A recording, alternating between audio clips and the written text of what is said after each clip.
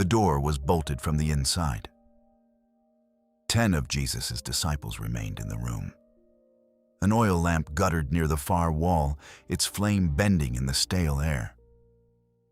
Outside, Jerusalem moved through its ordinary rhythms. Merchants calling out, pilgrims passing through, the familiar weight of the city pressing on.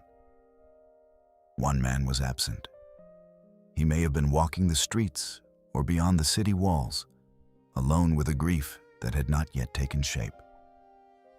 A man so often associated with a single word, doubt, as though one moment of honest resistance could erase years of loyalty, years of following, years of walking wherever the road led, even when that road led somewhere dangerous. That man was Thomas. If you have followed this channel for any length of time, you know that we come to these stories not as spectacle, but as living record, accounts of real people. If this kind of work matters to you, consider staying close. Subscribe if you have not. Now, back to the room. The air held something that had no clean name. Grief is too simple a word for it. These men had not merely lost a teacher. They had reorganized their entire understanding of God, of Israel, of their own futures, around one person. That person had been arrested in a garden, tried in the dark, and killed before noon. What they had built their lives upon had not bent under the pressure. It had come down completely. Peter sat somewhere in the room and said nothing that helped. John, who had stood at the foot of the cross, carried a particular stillness that was not peace. It was the stillness of a man who has seen too much and is still deciding what it means. The women had come that morning with a story. The tomb was open. The body was gone. 2 figures in white. Words spoken. She had seen him, Mary said. Spoken to him. Called him by name. The men had listened. Some had gone to look. The tomb was indeed empty. The grave cloths were folded in place. But between an empty tomb and a risen Lord, there is a gap. And that gap is where faith either begins to form or quietly fractures. On this evening, for most of them, it had not yet solidified into anything they could hold with both hands. Then he came. John records it without theatrical preparation. Jesus stood among them. The doors were still shut. He stood in the room and said, "Peace be with you." He showed them his hands. He showed them his side. The disciples were glad when they saw the Lord. That is the account. Concise, unembellished. 10 men in a sealed room. And then, without the sound of a latch, without a door swinging open, he was simply present. What had been despair became something the gospel writer calls gladness. Though one might consider that gladness is far too ordinary a word for what moved through those men when they understood what they were seeing. This was not the relief of a misunderstanding resolved. This was the reversal of a death. This was the arrival of something for which no existing category was adequate. He breathed on them. He spoke of the Spirit. He gave them a commission. Then he was gone, and Thomas was still not there. Where he was, the text does not say. It is reasonable to think he had needed open air in the way some people need it when grief becomes unbearable inside walls. Or conceivably, he had gone somewhere familiar, somewhere that predated all of this, where ordinary conversation could offer the small mercy of an hour without wait. What is certain is that he missed it, not because he was faithless, not because he had abandoned the others, but because he had stepped outside at a particular moment. And when he returned, the others met him with something written across their faces that he did not immediately recognize. "We have seen the Lord." He looked at them. He would have read the room the way a man reads a room when he knows something has shifted. Their posture, their eyes, the specific way Peter was sitting differently than he had been sitting for 3 days.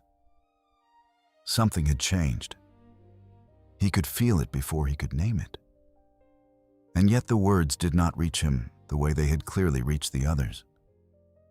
"Unless I see in his hands the mark of the nails, and place my finger into the mark of the nails, and place my hand into his side, I will never believe."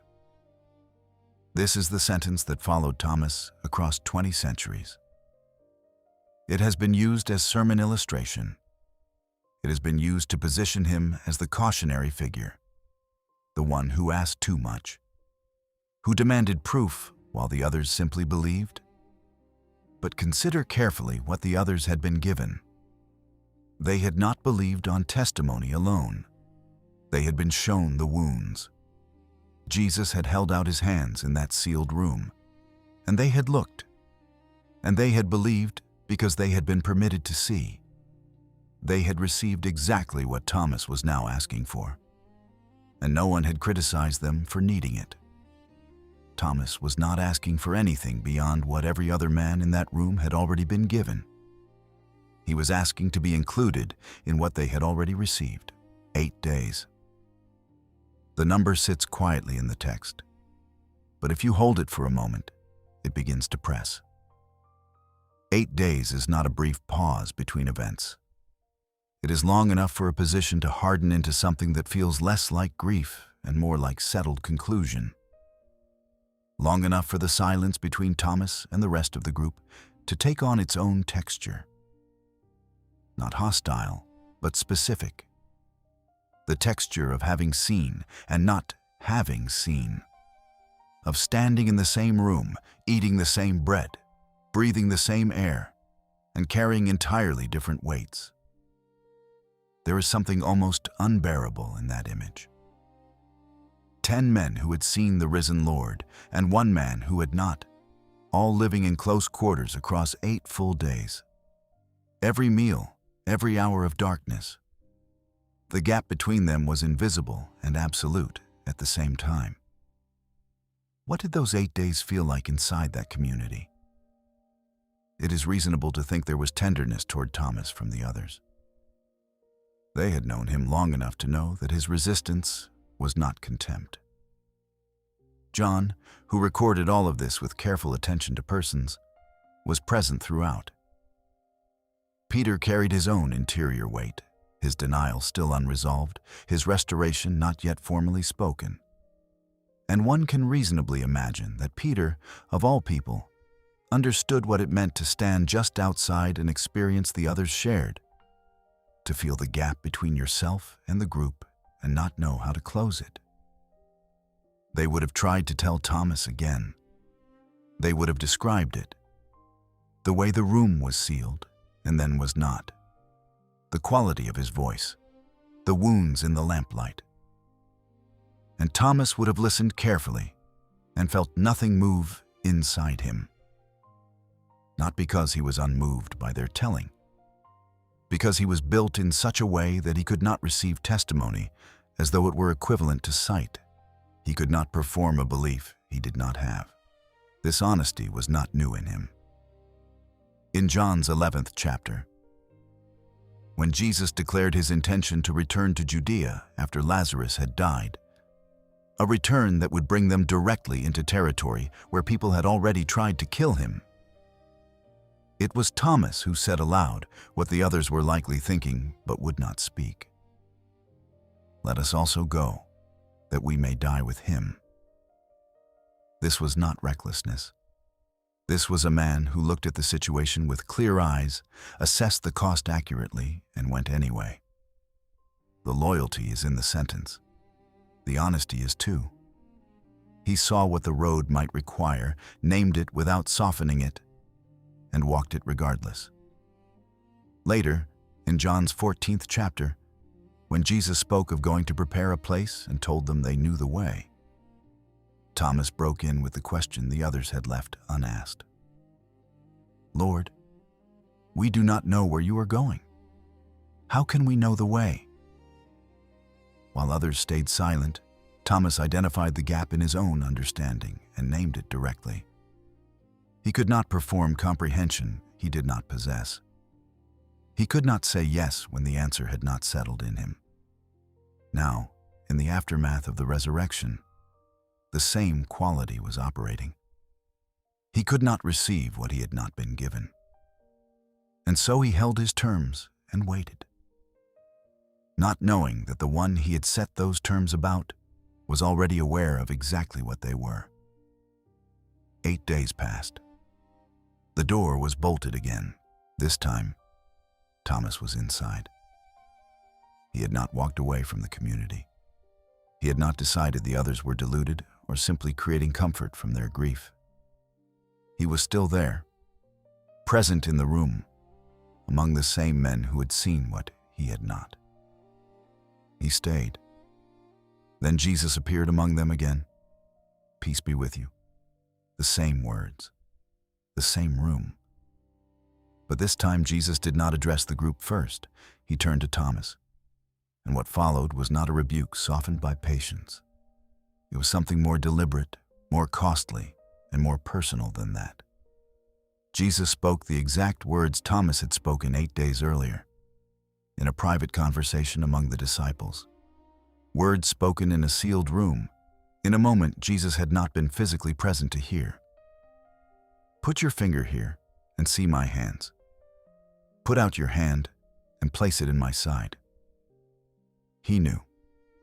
He knew what Thomas had said.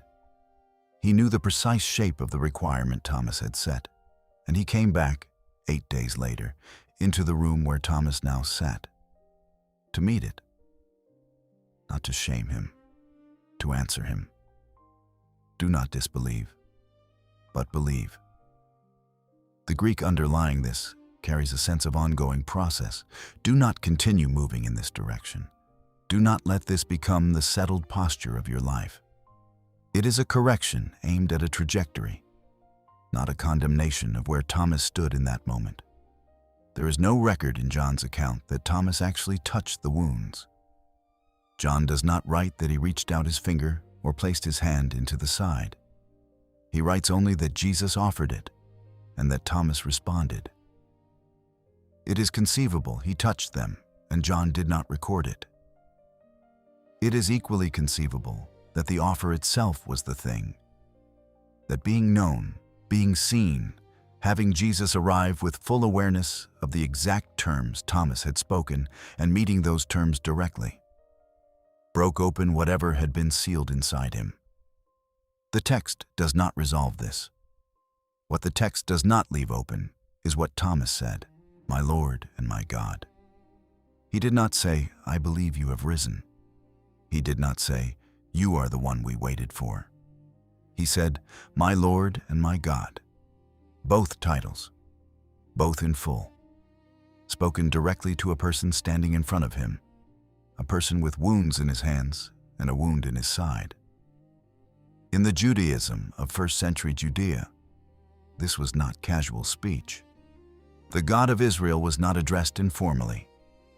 The divine name was guarded so carefully that it was not spoken aloud in ordinary conversation.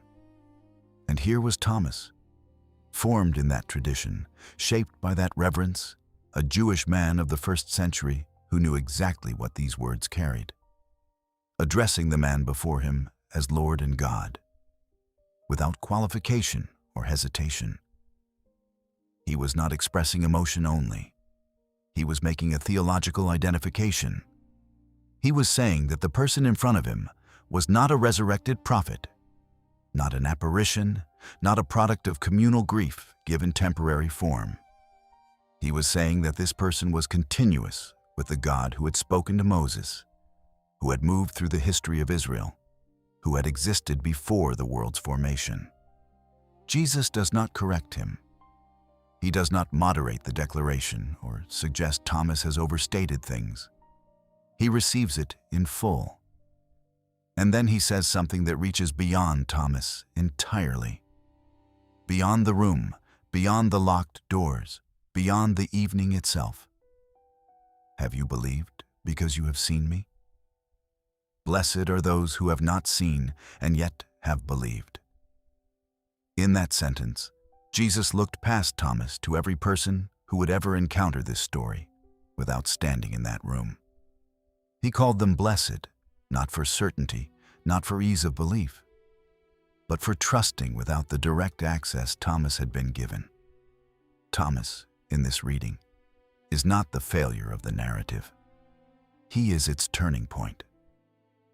His requirement of sight, and the way that requirement was met, became the occasion for a word addressed to everyone who would come after him and never receive what he received. He asked the question. He was answered. And the answer has been echoing forward through every century since. Thomas had watched someone he loved be killed. He had placed everything into following this person. His occupation, his future, his understanding of what God was doing in the world. That following had ended in a specific and public way, with nails and a spear and the sky going dark at midday. The others had their locked room. Thomas had his own interior version of the same enclosure, and he had bolted himself inside it with a condition. Unless I see, unless I touch. This was not arrogance. It was, in some sense, the last form of honesty available to him. He could not manufacture belief he did not have. He could not receive their gladness as though it were transferable. One of the important truths this story establishes is this. Genuine faith cannot simply be borrowed from the person next to you, no matter how certain they may be. The other's certainty was real, but it was theirs. Thomas needed his own, and so he held his terms, not knowing that the one he had set those terms about was already aware of them, and already, in a way we cannot fully account for, moving back toward the room. Jesus simply arrived, through whatever it is that describes passing through sealed walls, into the room where Thomas was. And he said the words Thomas had said, and he offered what Thomas had required. Here I am. Here are the wounds. Here is what you asked for. And Thomas, carrying 8 days of silence and private grief and unresolved resistance, said the only thing left to say, "My Lord and my God." The modern reader tends to approach this story as a story about doubt and its resolution. A simple arc from skepticism to proof, from question to answer, from locked door to open room. We place Thomas at one end of a line and the appearance at the other, and call the distance between them faith. But the account is more demanding than that, and the faith it describes is more costly than that reading allows. Thomas did not become a person who had proof. He became a person who had an encounter. For every person who comes to faith outside that room, in any century, in any place, the experience is different from Thomas's. The account exists. The testimony exists. The record of what Thomas saw and what he said is there in John's 20th chapter, carefully preserved. But the room is closed. The 8 days are over. The moment is not repeatable in the form Thomas experienced it. Most people who have genuinely wrestled with faith know the interior of those 8 days, the gap between what they have been told and what they have personally felt, the distance between the testimony of people who seem genuinely changed and one's own uncertainty, which sometimes presents itself as intellectual rigor and is sometimes simply grief that has not found its resolution. The locked room of the mind, bolted from the inside, with a condition posted on the door. Thomas did not reason his way out of that room. He waited in it. He stayed among people who had seen what he had not. And the staying itself was a kind of faithfulness the text does not name, but cannot be missed when you read it slowly. The encounter came not after he had resolved his doubts, not after he had reasoned himself into a better position, but in the middle of the waiting, in the sealed room, while he was still holding his conditions. Think of what that means for the way faith actually moves through a human life. It does not always arrive in a single moment of clarity. Sometimes it moves through seasons of unresolved waiting, through rooms that stay locked longer than expected, through the experience of being surrounded by people who have seen what you have not, and being unable to bridge the gap by force of will. Thomas is not a cautionary tale about the danger of honesty. He is, in many ways, a portrait of how faith actually forms in people who cannot pretend. And there are more of those people than we sometimes realize. There is a verse John places immediately after Thomas's declaration and Jesus' response. It reads, "These are written so that you may believe that Jesus is the Christ, the Son of God, and that by believing you may have life in his name." John knew what he was doing when he set Thomas's story directly before that sentence. He had just shown what coming to faith looks like under the most demanding conditions. Absent from the first appearance, unconvinced by the testimony of 10 people who had no motive to deceive him, explicit about the terms of his requirement, waiting through 8 days of silence. John is not holding Thomas up as a warning. He is holding him up as a witness. My Lord and my God. And then, for everyone reading from outside the room, these things are written so that you may believe, and by believing, have life. Thomas's crisis does not end with Thomas. In John's hands, it becomes the opening act of something addressed to every person who reads it afterward. Who was not in the room, who cannot place their finger in the wounds, who must work with a written account and with whatever the Spirit does inside a person through the reading of it. The story was never only about Thomas. It was always also about whoever comes next. For Thomas, Jesus had been the center of his understanding of what God was doing, what the ancient promises meant, what the arrival of the kingdom would actually look like. Jesus gone meant not only a person gone, but an entire interpretive framework collapsed with him. There was no forward path Thomas could read. There was only what had happened on a Friday outside the city walls, and 8 days of silence stretching out into nothing after it. When Jesus arrived in that room and offered the wounds, he was not simply providing evidence for a biological event. He was saying, through presence rather than argument, the road did not end where you think it ended. I am still here. Here is what here means now. My Lord and my God was Thomas's way of saying, I can see again. I know where I am. I know what this is. The story makes no promise that every person who waits in their locked room will be met in the way Thomas was met. What it does is hold up one man, wounded, loyal, honest, grieving, impossible to manipulate into a faith he did not have, and show him remaining in the room and being found there. Met not after he surrendered his conditions, but while he still held them.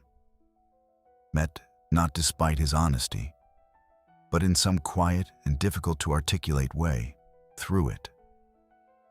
The question the story leaves behind is not whether Thomas was right to require what he required.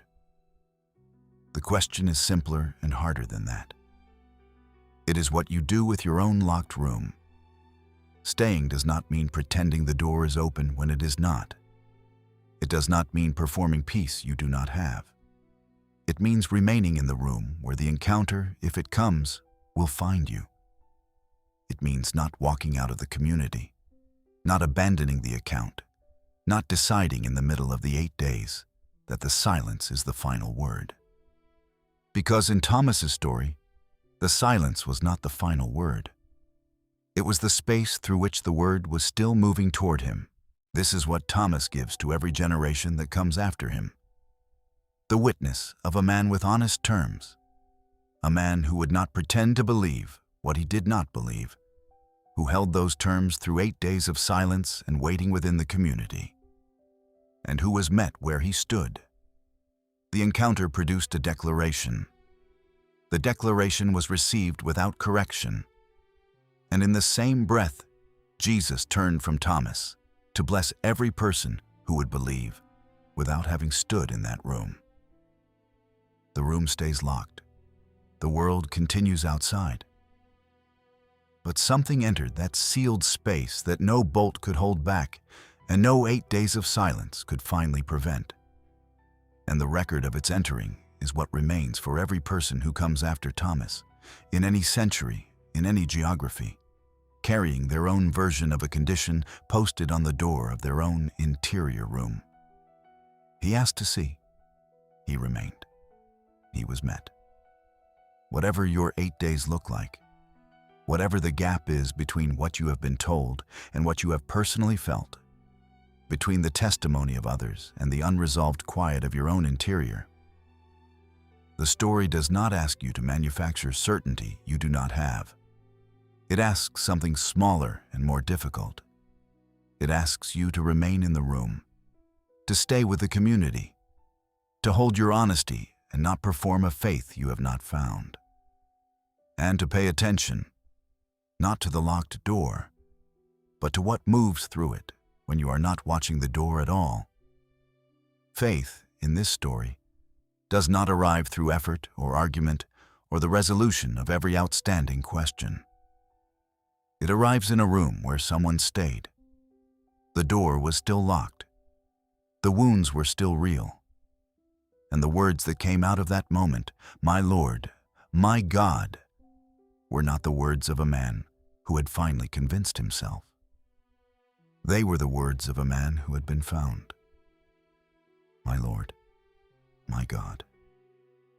A declaration made in a sealed room by a grieving man who stayed when he could have left and who was found there, exactly where he had been standing all along, still resonating, still, in some sense that is difficult to explain and impossible to dismiss, arriving. If this story stayed with you, leave a comment below. Tell us where you found yourself in it, or which moment landed differently than you expected. If you know someone who is living through their own 8 days right now, share this with them. And if you have not yet subscribed, this is a good moment. There is more to come, and stories like this one take time to tell well. We will be here